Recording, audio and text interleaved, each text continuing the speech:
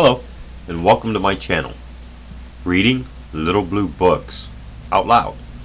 This is a Little Blue Book. It happens to be Little Blue Book number 150, and it is entitled Lost Civilizations, written by Charles J. Finger, and it is copyrighted 1922. This is part 3, and we left off on the top of page 23 with a new chapter, India. It's a short chapter. It's only like 3/4 of a page long, and as you can see, they're short pages. Okay, here we go. The story of India, wonderful in itself, culminates in the lost cities of Ceylon. Hidden away in the dense jungle of the northeastern part of this island are the remains of two great cities, and Radhapur, Anardhapurs, Aranahapapurus, founded about 437 BC in Polonnaruwa,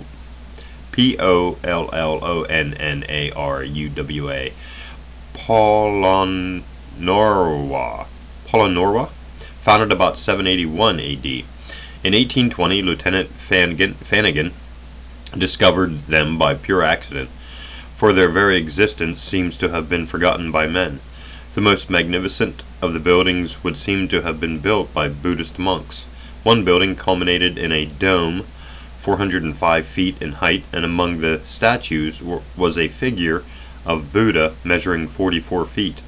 A forest of 1,600 square hewn granite columns is all that remains of the site of the brazen palace of 9 stories, each of which accommodated 100 priests. The roof was of brass tile, and the interior fitted with every luxury. Dr. Lucius Nicholas, writing in the Indian Medical Gazette in April of 1921, describes the well-shaped jungle, while lively carvings of elephants, horses, lions, and geese are displayed in profusion, which is evidence enough of the high level of culture to which the builders of these ruined cities had attained. And that's all there is of India. We go on to a new chapter, the West. Years ago, wandering in Mexico, an old man told me of Quetzalcoatl. Yeah. You know, that god in Mexico. Quetzalcoatl. Near Palenque stands the second temple dedicated to that deity. You come upon the building without suspecting its existence. One moment there is a land that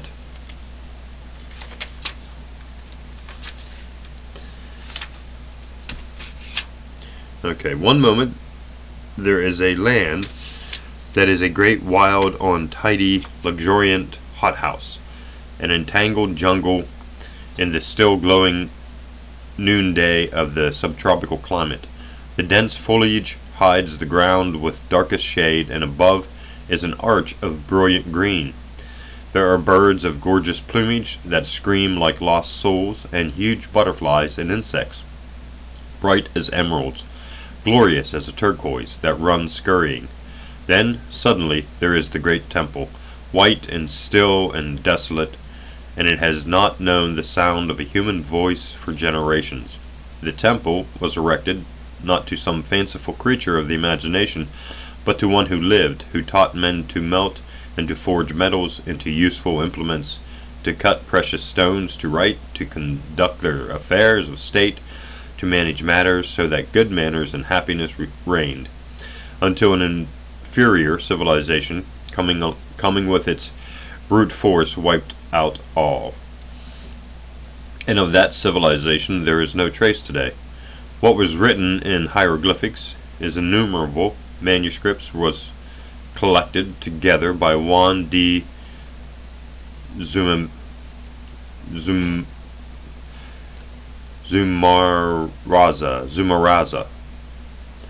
piled in a heap in the marketplace of Tetzeloko and reduced to ashes, and so vanished the record of a people skilled in the arts of agriculture and mechanics, a people refined in domestic life and frequently displaying all the sensibility of a cultured nation, of a cultivated nature.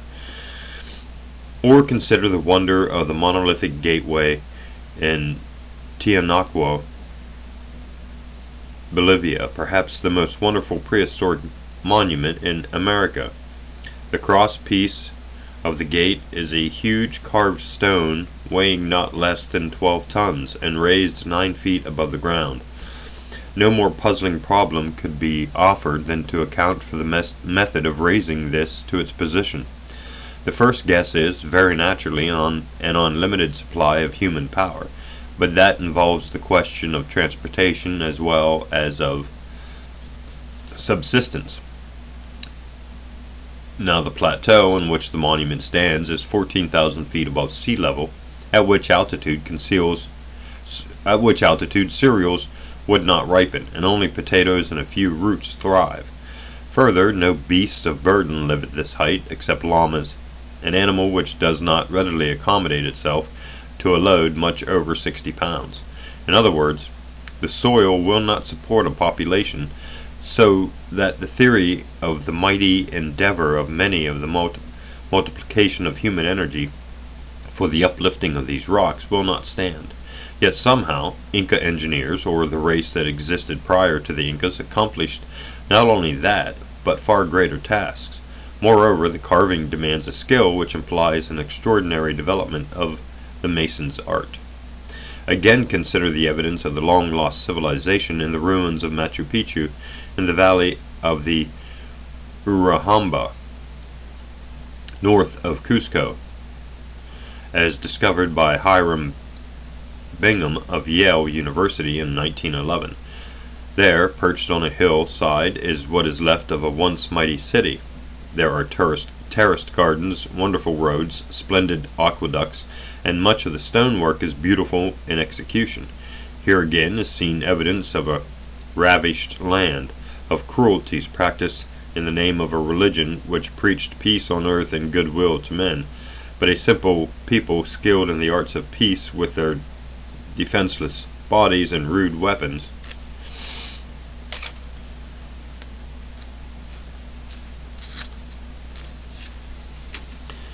Were no match for the mailed Spaniard with his superior weapons. Of this vanquished people, no better instance can be given of energy and patience than the aqueducts. These, the remains of which are still plainly seen here and there, were built of large slabs of freestone, often neatly grooved. One aqueduct in the Condisuju district was nearly 500 miles in length.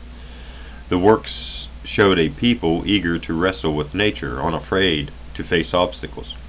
Rocks were bored, tunnels drilled, mountains rounded, rivers and marshes crossed.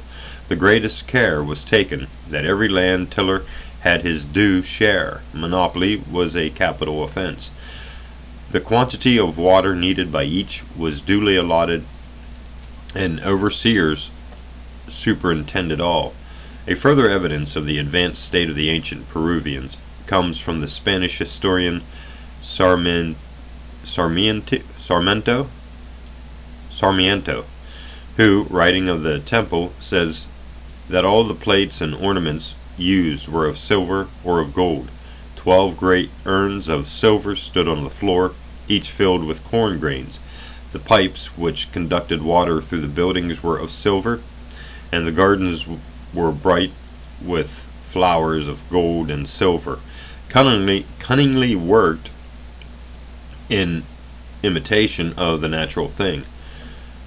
Acosta himself, quoting the conquerors, says of the Incas, "No people could have appeared more contented with their lot, or more devoted to their government." Most wonderful, perhaps, were the great roads, one of which was between 1,500 and 2,000 miles in length. I have seen portions of it 20 feet wide. Comparing the memory of it with the good roads of the state in which I now live, Arkansas, I am not disposed to become enthusiastic when hearing the political rhetorician indulge in sentiments of advancing civilization. I am frankly skeptical as to our vaunted progress. I remember the great road over the mountains constructed by this lost people, built of slabs of freestone covered with the bituminous cement which time has hardened into rock. I see our own dirt road, camel-backed and with a contour that would make a profile look like a clumsily made roller coaster. Then I recall the great stone road of the vanquished people, perfectly level or gently sloping leagues of living rock being cut for its passage, ravines filled with solid masonry, precipices carved. Nor was the road left a mere mechanical triumph. On either side there were embankments rip-wrapped with stone, and trees and flowers were planted. Seeing the remains, Humboldt wrote in the Vues de Cordilleras, page 284, the roads of the Incas were among the most useful and stupendous works ever executed by man. Pardon me. In the city of Cuzco, the fortress, wall, and galleries were built of a rough-hewn stone, excepting at the edges, which were so carefully wrought that a knife blade could not be introduced into the joints. Many of these stones were huge, some being 38 feet long by 18 broad and 6 thick. Today, in an abandoned quarry near Cuzco, many hundred blocks of granite may still be seen in an unfinished state as left by the ancient workers. The puzzled Spaniards, seeing the stupendous scale on which things were done, referred it all to the devil and condemned the builders to death accordingly. At UK? Yeah, Y-U-C-A-Y. At UK, some 12 miles from Cuzco, was the country palace of the royal family. We have it on the authority of Ces de Leon that there are gardens and terraces and great basins of gold to which water was conducted through silver subterranean channels. A curious feature of the garden ornaments was the vegetable life skillfully imitated in gold and silver. New chapter. Peru. Let's have a drink first.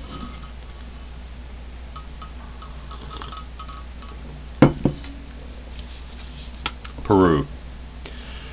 The laws of the Incas were few and severe, and it was a custom that in the event of a lawsuit, a decision was given within 5 days of the termination of the hearing.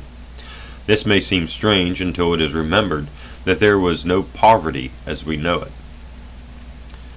The crimes of theft, adultery, and murder were all capital, and to remove a landmark, to burn a house, or to turn the water from a neighbor's land were very serious offenses. It was provided by law that every Peruvian should marry at a certain age, at which time the community in which he lived assigned him a tract of tillable land, together with a dwelling. An additional piece of land was granted for each child born, and a yearly readjustment was made. On Degardo, the historian and economist, found that the land judged sufficient for each individual was as much as could be planted with 100 pounds of corn, which in the fruitful soil of Peru was a liberal allowance. There were immense herds of llamas on the highlands, the property of the sun and of the Inca. At shearing, the wool was deposited in public magazines and divided among the whole population, to each family according to its needs. In the lower country, cotton was handled in the same way. No one in the land was allowed to eat the bread of idleness, says Prescott, except the aged and the sick, for idleness was a crime in the eyes of the law, and industry was publicly commended and stimulated by rewards. The security of the working class seems to have been kept well in view, and by careful arrangement, The most wearing labor, such as mining, was so regulated that no one felt it a hardship, much less was his life shortened by it. Sarmistento Relation MS? I'm not sure what that means. What such a civilization would have eventually become is a hazardous speculation. Gathering clouds were rolling up, clouds that bespoke of a storm. In Europe, the dignitaries of Christian churches were everywhere blessing the armies of emperors and of kings and offering up thanksgivings over their victories and conquests. The forces of national ambition, the thirst for wealth and selfishness of strength, these wrought much of evil. The teachings of the founder of Christianity had become mere counsels of perfection, and very priests who accompanied the expeditions were too often themselves freelancers and buccaneers at heart. Then came to the gentle Incas the great trouble itself, one of the most tremendous crimes of history, where Pizarro the Conqueror, the apostle of Christianity, mercy, gentleness, the imperialist, did his full work. It was the rape of Caramalcand, I can't pronounce it, Caramalacad, and Caramalacad,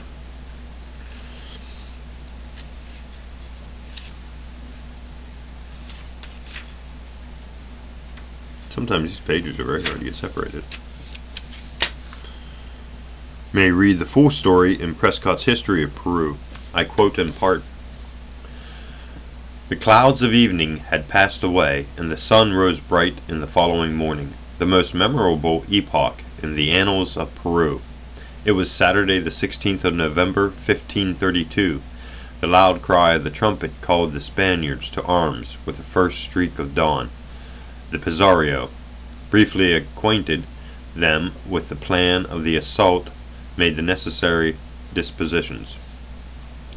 The plaza was defended on its three sides by low ranges of buildings consisting of spacious halls with wide doors or vomitories opening into the square. In these halls he stationed his cavalry in two divisions, one under his brother Hernando, the other under De Soto. The infantry he placed in another of the buildings, reserving 20 chosen men to act with himself as occasion might require. Pedro de Candia, with a few soldiers and the artillery, comprehending under the imposing name two small pieces of ordnance called falconets, he established in the fortress. All received orders to wait at their posts till the arrival of the Inca. After his entrance into the great square, they were still to remain under cover, withdrawn from observation till the signal was given by the discharge of a gun, when they were to cry their war cries and rush out in a body from the covert, and putting the Peruvians to the sword, bear off the body of the Inca. The arrangements of the immense halls opening on a level with the plaza seemed to be contrived on purpose for a coup de theatre.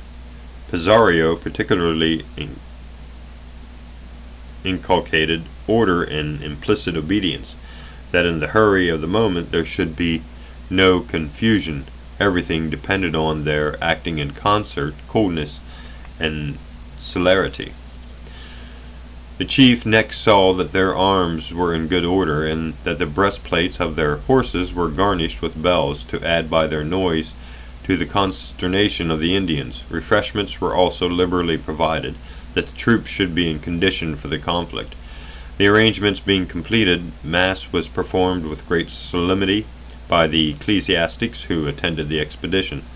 The god of battles was invoked to spread his shield over the soldiers who were fighting to extend the empire of the crown, and all joined with enthusiasm to the chant, Exsurge Domine, rise, O Lord, and judge thine own cause. One might have supposed them a company of martyrs about to lay down their lives in defense of their faith, instead of a licentious band of adventurers meditating one of the most atrocious acts of perfidy on the record of history. Yet, whatever were the vices of the Castilian cavalier, hypocrisy was not among the number. He felt that he was battling for the cross, and under this conviction, exalted as it was at such a moment as this into the predominant impulse, he was blind to the baser motives which mingled with the enterprise. With feelings thus kindled to a flame of religious ardor, the soldiers of Pizarro looked with renovated spirits to the coming conflict, and the chieftain saw with satisfaction that in the hour of trial his men would be true to their leader and themselves. It was late in the day before any movement was visible in the Peruvian camp, where much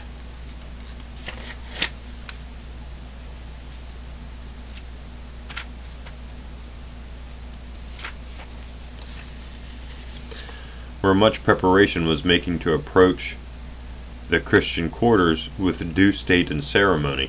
A message was received from Atahualpa informing the Spanish commander that he should come with his warriors fully armed, in the same manner as the Spaniards had come to his quarters the night preceding. This was not an agreeable intimation to Pizarro, though he had no reason probably to expect the contrary.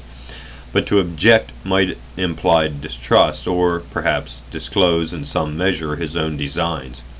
He expressed his satisfaction, therefore, at the intelligence, assuring the Inca that, come as he would be received by him as a friend and brother.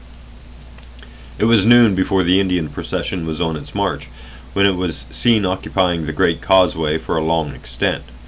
In front came a large body of attendants whose office seemed to sweep away every particle of rubbish from the road. High above the crowd appeared the Inca, borne on the shoulders of his principal noble, while others of the same rank marched by the side of his litter, displaying such a dazzling show of ornament on their person that, in the language of one of the conquerors, they blazed like the sun. But the greater part of the Inca's forces mustered along the fields that lined the road and were spread over the broad meadows as far as the eye could reach. When the royal procession had arrived within half a mile of the city, it came to halt, and Pizarro saw with surprise that Atahualpa was preparing to pitch his tents, as if to encamp there. A messenger soon after arrived, informing the Spaniards that the Inca would occupy his present station the ensuing night and enter the city on the following morning. This intelligence greatly disturbed Pizarro, who had shared in the general impatience of his men at the tardy movements of the Peruvians. The troops had been under arms since daylight, the cavalry mounted and the infantry at their posts, waiting in silence the coming of the Inca. A profound stillness reigned throughout the town, brought only at intervals by the cry of a sentinel from the summit of the fortress, as he proclaimed the movements of the Indian army.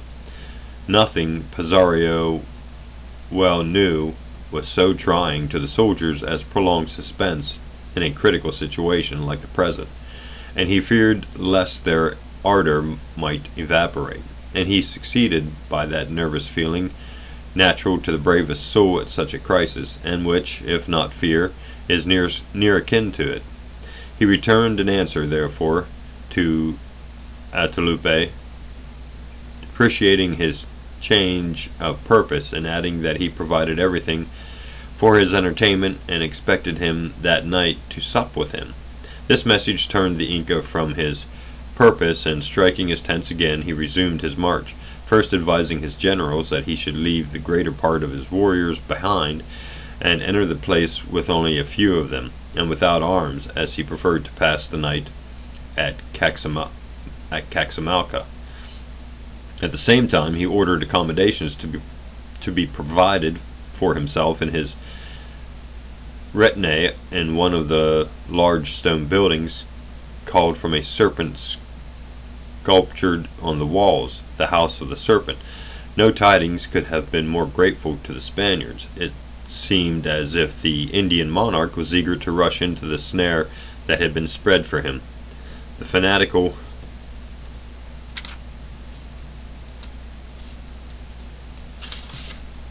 fanatical cavalier could not fail to discern the finger of Providence.